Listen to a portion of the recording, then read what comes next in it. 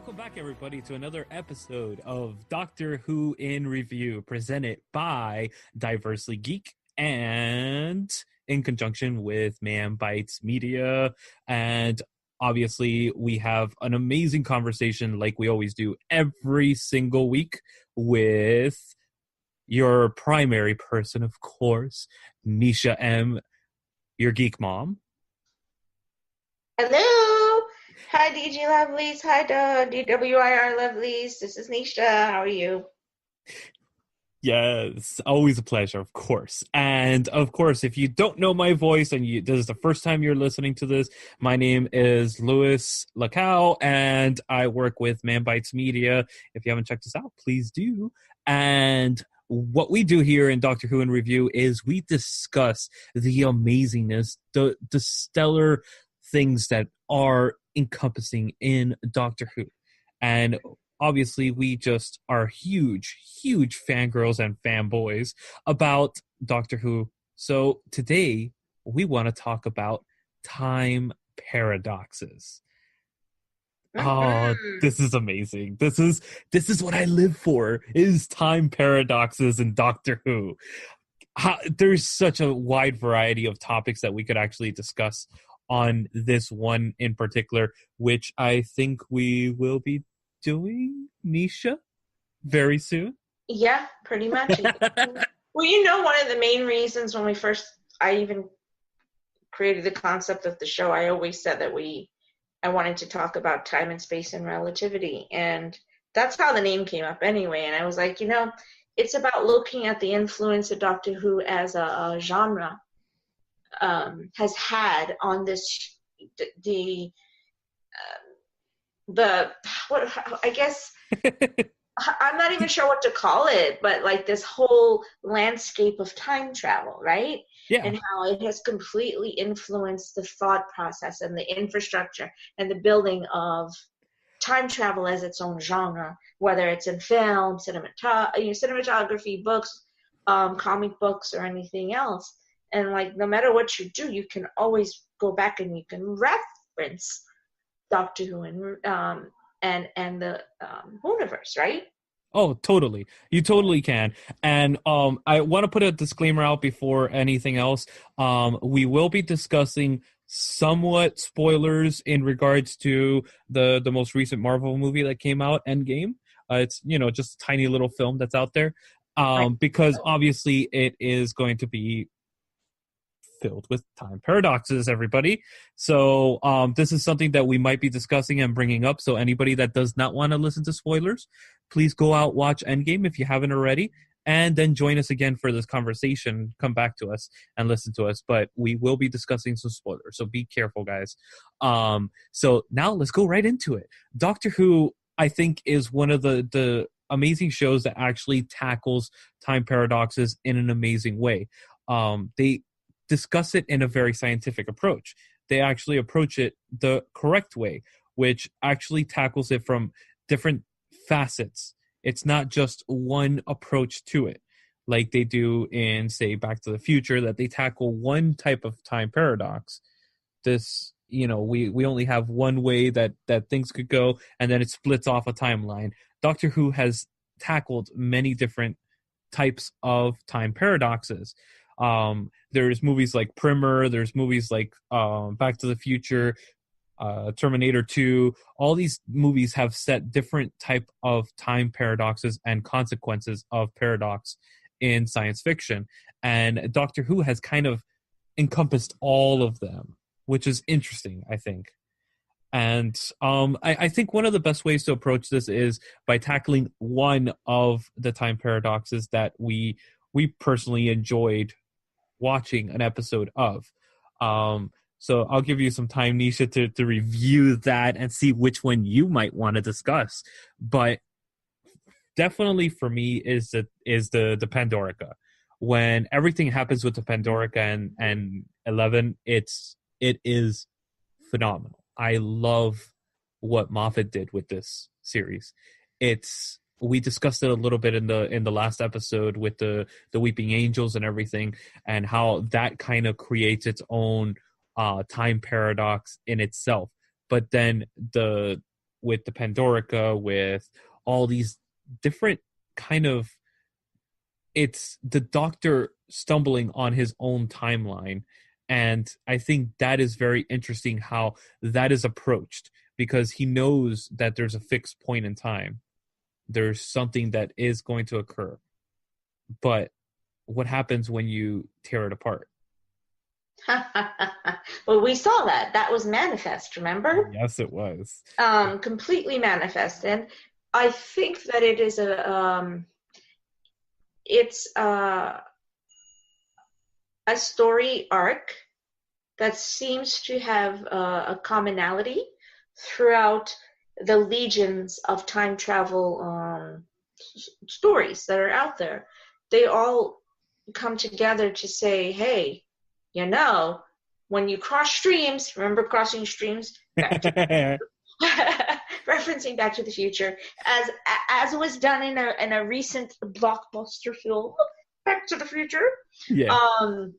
You are risking parallel universe and parallel experiences, etc., crossing each other, and you can't do that because that's not how the law of, well, first of all, we don't know how the law of physics works when it comes to time travel, but I'm sure someone's trying to figure it out. But it's all relative. It's all relative. That's right. Time and space and relativity. That's why I said that's how we need to focus. It's true, right? Oh yeah, 100%. 100%. We don't know anything. We barely know what the universe encompasses. How would we even have any clue about this? That's why it's a glorious thing called science fiction. Yay! Well, it's science fiction until it's no longer fiction. Exactly. Well, that's the beauty of Doctor Who, and you're right. That's why Pandorica actually sits in my top 10 episodes of all of Doctor Who, or at least the top 15. But it hovers at the top 10. Really, it does, because it has this a phraseology in terms of the mindset and the way that the fan perceives. You know what I'm saying? Yeah. The fan perceives the paradox, and then the experience that comes with each of those times looping back on themselves. You know what I mean? So, and it's not, I love when writing and cinematography and filming actually allows us to have a fan experience that becomes personalized like that, which is what I thought that they did very brilliantly there. And honestly, the episode when as soon as the 11 comes out of the Pandorica, and then he does the hopping in time with the oh my god, the time vortex manipulator. Oh my god, that is just brilliant. I love that. That is it's the epitome of great storytelling, because the way that the story unfolds is so suspenseful. You don't know what's going to happen, even though you do, which is very interesting because you're kind of questioning it. And I've watched that episode probably about 5 or 6 times, and every time I watch it, I'm like, oh my god, this is awesome. This is so cool. And it's like watching it all over again each time. It's so good. It's so good. I do really appreciate that aspect of it, because it's fun episode to watch. It's the adventures of time travel at its peak. This is exactly what Doctor Who is. It's an adventure in time travel. It's honestly, the Pandorica, it's such a complicated episode, but it's also very simple. It's very like basic if you think about it, because but at the same time, it could be so much more than just that. The more that you look into it, it's like an onion. You know, the deeper you look into it, the more layers you see, the more that you could actually see that it is a very complicated object. But until you peel back, you don't see those different layers that are in it. You could still enjoy it as just an onion, a basic thing. It's just there. But right. I find that super fascinating with time travel and everything. So how about you, Nisha? How much I love time travel. Well, hello. I think everybody knows how much I love that, because it's been one of my absolute favorite all-time um, webs of science and science fiction for since I can remember. It's always been something. And I mean, ever since we read The Time Machine. And in Doctor Who, remember with the Master, the episode where they travel all the way into the future?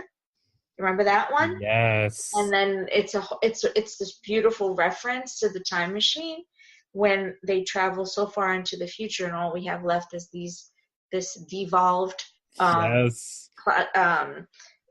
civilization that's taking over the earth, and the rest of humanity that's civilized is arming themselves and trying to build a spaceship to take them to space so that they can survive because they no longer are the dominant race or species on earth. I was like, dang, I really love that episode. Yes. I really love that episode. And on top of that, we get the amazing thing that is the pocket watch again. Oh my in that God. Episode. Oh my, but that's really where we as fans really get to enjoy this connection. I love pocket watches. I have this weird fascination with pocket watches. I have that watch, by the way. So do I. Oh, I love it. I love pocket watches. There's something about them that's just so regal. It's and again, it goes back to being that like kind of regalness from Doctor Who. He's a Time Lord. He must be a lord. And this is kind of gives that image of that, like as much as the Doctor avoids that title, he can't, the Doctor can't get away from that ever. It's just embedded in his genetics, and he manifests that regalness without even thinking about it. Mm-hmm, mm-hmm. No, I totally agree with you. I'm just, I mean, we've dealt with time paradoxes obviously throughout the universe because you have to. And the Doctor is a Time Lord after all. And in the civilization or in the people, the Gallifreyan people, you remember I was just saying about how time in the universe, we as fans get to experience it in a personalized way. But in the same way, all Gallifreyans experience time. While they have finite rules about manipulation of time so that they avoid the paradoxes, I cannot imagine that entire species of people actually followed those rules. No, they don't. They never do. I mean, how many times did we see it with Ramona that it was broken? The rules were broken, and she said it that's what she hates is the fact that the rules were broken because she was such a stickler for it, and that's why they put her with the Doctor as a punishment. Because she was so stringent on it, and it's like, yeah, that makes perfect sense. It's like the Time Lords were never about following the rules. They never were. And if they were, then they changed the rules to fit to what they wanted, which that's what the whole race was about. I mean, they manipulated everything and anything to match what they wanted. Exactly. The experience and this is what I'm saying, because time travel, from the moment that we've ever read anything about it, was always dependent on the fan or the audience's or the reader's perspective or understanding of what time travel would mean. And I know that may sound like a complex thought, but you get, I mean, because I have to understand what it means in my mind. So I can read it the way that the writer or the showrunner is writing it, but I have to also then imagine it, right? Yep. And that imagination then creates how I interact with the story that's being told on the screen or in the book. So time travel still becomes my own personal understanding of it. Yeah. You know what I mean? And I think, honestly, Doctor Who is kind of the basis for a lot of different shows. No, absolutely. It's like I've always felt like that. It's the gold standard, I think. It honestly is the gold standard when it comes to time travel, and you could see it in the last installment of the Marvel movies. It's shown in there that the Russo brothers paid homage to Doctor Who extensively throughout this last film. I mean, they followed the rules that Doctor Who puts in place, and they followed it just like Doctor Who does. There's ways to manipulate it, but there's only certain things that you could manipulate, which is fascinating that they followed that basis rather than big films, tentpole films like Terminator or Back to the Future. They followed the Doctor Who paradigm, which is pretty interesting, I think. Yeah, right, exactly. And you've been, a fan with me, and I discussed it a whole lot, that I've always felt that our entire premise of Brainstem and TSR, or TARDIS as you and Joe like to call it, came from my personal philosophy, which I've been writing for a long time, that Verity created this concept with her showrunners, and they must have had a much larger picture in their brains in the 60s, or they must have been, referencing Time Machine and, like Jules Verne, Yep. and thinking, hey, well, what happens if we take the time conundrum, the time travel conundrum, but apply it to a species of beings? I'm like, ooh, because if you notice, even to the latest installation, as you say, of the MCU, which is Endgame that we're referencing, it's actually about the action of time travel, not about the people. You know what I mean? Even Thanos isn't a time traveler, but yet he is. But it's not who he is as a being. He just uses time travel to be able to as a plot device. As a means for him to be able to achieve this ultimate heroic goal that he thinks he has, which is the decimation of 50% of existence. So, but that's not what Doctor Who is, right? The Gallifreyans are Time Lords. They are masters of time. What arrogance! Well, I mean, if you think about it, humanity as a whole is very arrogant as well. Mm-hmm. In a lot of different approaches. So you could imagine that when they actually first started doing the Time Lords and all that stuff, they put them in the portrayal of the Lords of England, because obviously this is a British show. So you could see that the arrogance is from that. It's from the what do you call it, the oh Jesus, what's the Parliament? Which one? The Parliament. It's the Parliament of England. You could see that it's like the aristocracy of England, that these are what these people are. This is what this show is trying to portray, is that it's these people that are completely out of touch and have no association with the everyday person. And they think they're above everybody else, and they have no concept of any rules or regulations. They think they're above the law, even time. And I think that's fascinating in itself, because that's what the Doctor does. He manipulates time, and he is very arrogant. And the way that he tackles the time paradoxes and everything is in a very arrogant way. He says, I don't care. I'm going to do what I want to do because I think it's right. So I'm going to, if half the planets disappear, they're going to disappear. But right. I'm going to do what I need to do because I think it's right. So even in that sense, the Doctor is very arrogant, extremely arrogant, thinking that he knows what's best for time. When no. do we look at time as paradoxical when, for a species of being for whom it's inherent to their DNA, to their dynamic, to their communal understanding and living, it's inherent and it's indelible to their existence. So when a Gallifreyan, a Time Lord, creates a time paradox, wow! Can you imagine the nucleic disaster? Disaster that could, and we know this already because they blew up their own planet. So let's kind of put that in the reality. Exactly. It's fascinating.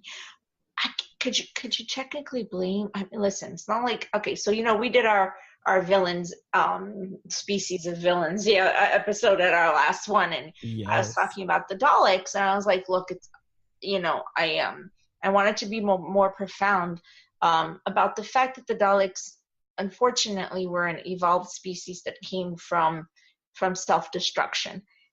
And the reason why they had this massive hatred for the Gallifreyans were because of that arrogance, right? And they needed to stop them. At least it's one of the ways I felt about it. Does Yeah, that make no, 100% it does. So I felt that, like, they're like, look, yeah, no, they're not thinking to themselves that we are a species of self-destruction and mass genocidal destruction. We're a species that's taking out this other species that is going to destroy all of every galaxy, all of the universal paradigm. So we need to destroy them. So they and go. Rassilon would have destroyed everybody. Mm-hmm. I mean, he made it a point at in End of Time that he was about to not only wipe out the Earth, but he was going to enslave the rest of the universe. He said it.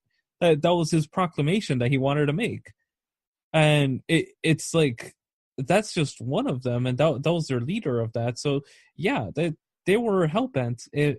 I put Rassilon up there with Davros. Like, he's a master manipulator, a mastermind villain. He really is. And that's the problem, though. It's like, it's a very fine line, and I think Doctor Who tackles that very well, of choosing the villain and the hero. Because very much like Batman, it's, you are a hero until you become the villain. And I think that's very important, because that is very true. But again, and that's perfect, what you're saying exemplifies the reason why you, oh God, so forgive me for saying it, but why the Daleks are a profound species, because there's a universality, just the same way that the Cybermen are, where they understand that there is such an inherent arrogance in terms of elitism of the Gallifreyan people, and that it is based on their arrogance, that their will is above all others, is that because they're acting for a much larger good, because they have the ability to manipulate or bend or loop time, we're handing them a free rein to be able to do that. Mm-hmm. Yep. Let's it's very interesting, because also there's a lot of amazing species in Doctor Who that tell the Doctor, look, your species are horrible. I mean, the silence was originally made to stop the Doctor because of how destructive he was. There's species like the Daleks that fought the Time Lords specifically because of how destructive they were. The Shadow Proclamation was created because of the Time Lords. Yeah, that's exactly what I was going to say, exactly where I was going with this. You see, we were in the same mindset with it. Exactly where I was going with it. There had to be a will, a more belied will that was taking a breath of air and was not embedded in the dynamic of the Time Lord manifesto, that they wrote for themselves. And so they had to be species of beings that said no. No, because you can't make the decisions for us just because you have the ability to do it. Yep. And that's where the paradoxes come into play in Doctor Who, because guess what? The Time Lords manipulate all of time. And what do they do when they do that? They leave paradoxes in their wake. And that is the ultimate destructive weapon, like we saw with Thanos. What was the ultimate destruction of everything was the paradox of destroying half the universe. And that's what we see in this. That's ultimate destruction, is time paradoxes. It leaves holes. It leaves things to be able to be destroyed and utterly destroyed. And that's the wake of the Time Lords a lot of times, is time paradoxes. So it's, in turn, it becomes the main principle of Doctor Who, is how the Doctor is actually going to challenge these paradoxes and come to face to face with these things. And how is the Doctor going to actually tackle these things? And I think that's always very fascinating because we see it every season pretty much. Before I forget, because I'm going to forget it, because you know how my brain works, right? So in Heaven Sent, yes, we are finally 50 years into the historical precedent of paradoxical looping. We are finally having the Doctor be enmeshed by his own people as a safeguard because of the fear that he creates because of his power by his own people for 5 billion years. Yep. Oh my God. I looked at it. It gives me chills to this moment. Temporal paradoxes, events that arise from means nothing other than the normal flow of cause and effect, right? So we have a cause, we have an action, and then there's an effect, and then that loops back, and that effect now becomes the cause, and then the effect of that new cause now becomes the cause, right? Yep. So it's a temporal flow. And I remember that, these discussions came to us way back in Star Trek too, if you remember, that was also part of the we have it in the Next Generation. We actually have it from the Origins too, but we didn't understand it as well at that time, because that was actually a nice parallel in terms of when the TV series came out. Over in the UK, you have Doctor Who, and over here you have Star Trek. And I'm only saying that because it was interesting, because, you have two completely different showrunners. You have Roddenberry on this side, and then over there you have Lambert and the showrunners. And yet they both create something that could technically have, explore temporal paradoxing and temporal looping. And it's so funny because in my brain as a kid, I love both of these things so passionately.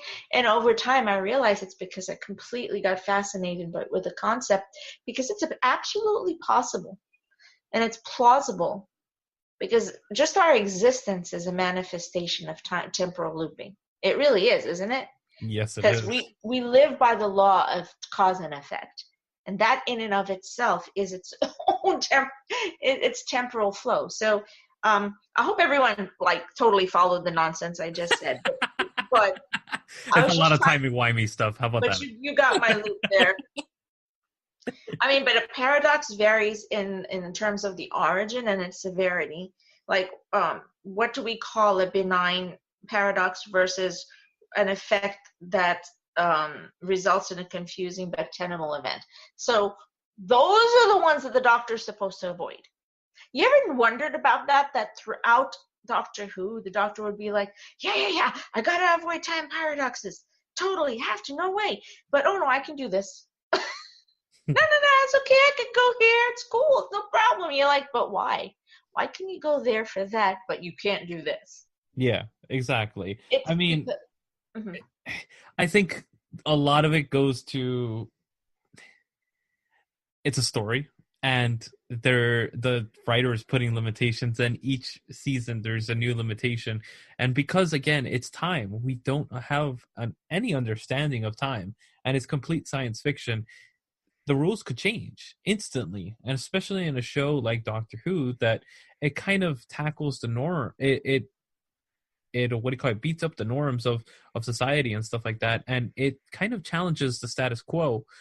And I think that because of that, we get a lot of different ways that they could approach time paradoxes. And I think that's important because the show evolves with the audience that it has. And I think that's important as well, because each season we get different aspects. In the modern iteration, we've had 3 different versions of time paradoxes being portrayed already. Mm-hmm. And it's changed on us 3 different times.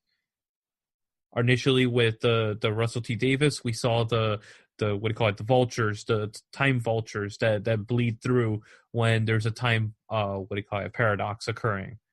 The next one is obviously End of Time, with that whole situation happening. And then the third iteration that we've seen, at least that I could recall, that are major changes in the paradigm of Doctor Who, is the what do you call it, the Wedding of River Song, where Mm-hmm. the timelines overlap on each other and collapse in on each other.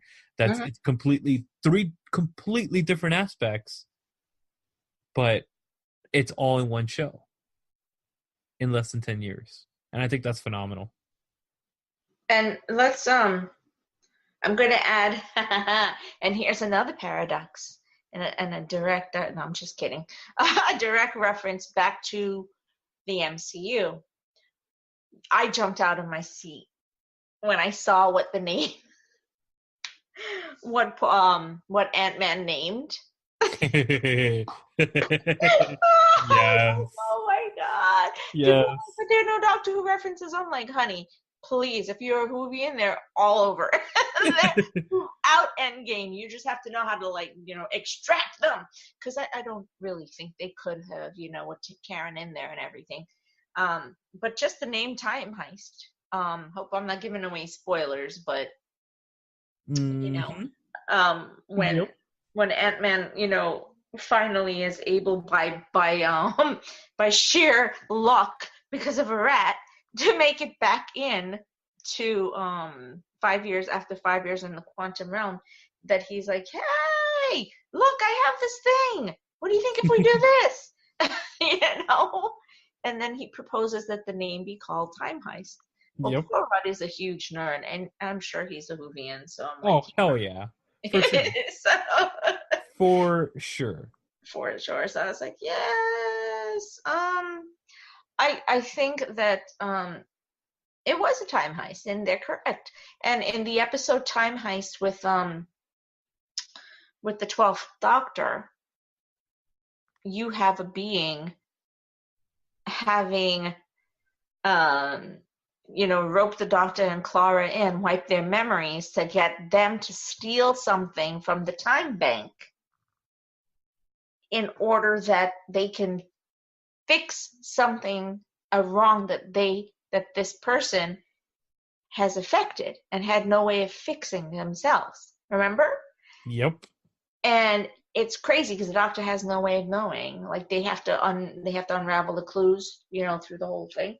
I think it's fabulous because I really felt like it was extremely strongly an homage to our existence and to who we are, because we have to live the same exact way. We don't have a precedent knowledge of what the cause and effect is going to be. Exactly. We don't have it. We just know that there's some level of perpetuation of what that action is supposed to cause, right? And what we're looking at a result of. But most of our existence, we don't know what's happening in the next moment. We think we do, but does that really mean that's what's going to happen? So I think that this episode gives you a beautiful, masterful, picture of what it means to exist in a time flow. So, and you have to act and you have to unravel your clues as you go along, because there's a bigger picture at the end of it. Isn't that a huge concept? I actually believe in that concept. I was raised believing in that concept. I'm not sure that everybody does. I mean, that's what attracted me to Doctor Who in the first place, was the fact that you're able to go through time and see different situations, and you're able to manipulate time. That's a fascinating subject. And I honestly, like you said, and you mentioned before, Nisha, 100%, the Time Machine was the first introduction to time travel that I had as a child. I loved that movie, and that introduced me to time travel in general, and that brought me to Doctor Who in the end. And I think it's a fascinating subject. And because obviously we don't have an understanding of it, there are quote unquote time paradoxes that we believe occur. And this is our only way of understanding what time paradoxes are. But in reality, we don't know if time paradoxes would actually occur. So That's another fascinating subject. But we have. I believe it does. That's why I have no trouble. Again, as you and Joe know, um, looking at this from a scientific perspective, because what our knowledge is, what our intellectual knowledge is, scientific research, clinical knowledge is of the brain itself is not even slightly at a level of fathomability in terms of how the mind works with time. Yep. So how can we possibly say that this doesn't exist? Because 50 years ago, the technology we have today could not have been imagined. And remember, we had a show where we discussed how in sci-fi from the 50s and 60s were actually extremely psychic in terms of technology and today, because we were imagining it. Well, why can't it be the same? So Oh yeah, 100%. But yeah. also at the same time, it leaves it open because I love that. we don't know. And that's the fascinating part. That's why it's science fiction. And that's why science fiction is such a hot subject and such a hot genre, is because it leaves it open for the imagination, our imagination, to fill in the gaps. And that's what Doctor Who does. It fills in, we're allowed to fill in the gaps where we want to. The Doctor leads us, but we have to join them on the journey to be able to explore everything that he wants us to explore, or they want us to explore, sorry. And I think that's fascinating. And the fact that there is time paradoxes in the show makes it that much more intriguing to see what the Doctor's limitations really are. And I think that's going to be a very interesting subject for maybe another time that we could do. What is the Doctor's limitations? That's a good question. But let's wrap up, and because we're running a little bit late already, actually. Nisha, what are your final thoughts on this subject? Well, there are no final thoughts for me on this subject, because it's impossible for me to do that. My mind really is always reflectively looking at the flow of time and looking at everything that we exist in order to be able to, I guess, empathetically, but empirically as well, look at our existence and where we are in that existence. So when we reference something like time paradoxes, time flow, and temporal paradox, we're asked by the Marvel Cinematic Universe to put aside our suspend our disbelief in order to say, but what if? And this is a storyline written 30-something, 40 years ago. They asked us to suspend our belief. Why not? Why can't we believe in if we're going to believe in the mystical, and why not? Why not believe this? So I 100% feel that the success of a movie like Endgame that relies on the believability and the suspense of belief in allowing ourselves to say the time paradox would save the Avengers and then save all of the universe. I think that that's an amazing homage to our ability to imagine, to dream, and to believe that something is possible like this. You know what I mean?